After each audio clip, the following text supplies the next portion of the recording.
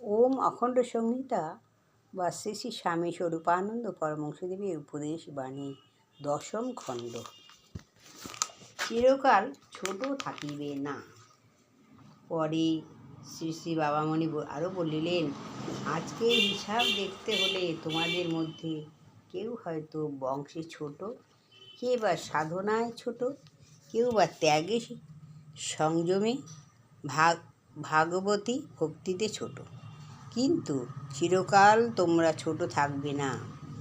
অমৃতময় নামের সাধন জাতি কুল মানির ঊর্ধ্বে তোমাদের তুলে নেবে। নামের সেবা সকল ছোটত্ব, সকল নীচত্ব, সকল আবর্জনাহীনত্ব দূর করে। তোমাদের তেজস্বী বীর্যবান পরোপকারক্ষম মহাশক্তিধর মহাপুরুষে পরিণত করবে। আমার যে শিষ্য আজ যত অনাদৃত, যত অবজ্ঞাত, যত অপরিচিত সাধন করে সে হবে মানব জাতির পক্ষে তত আবশ্যকীয়, তত অপরিহার্য, তত হিতপ্রদ, তত অভ্যুন্নত মস্তক।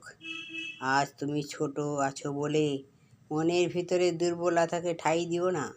সাধনের বলে রত্নাকরই হয় বাল্মীকি, মহাদস্যুই হয় পরম তপোধন। চিরকাল তোমরা ছোট থাকবে না। জয় গুরু। হরি ওম।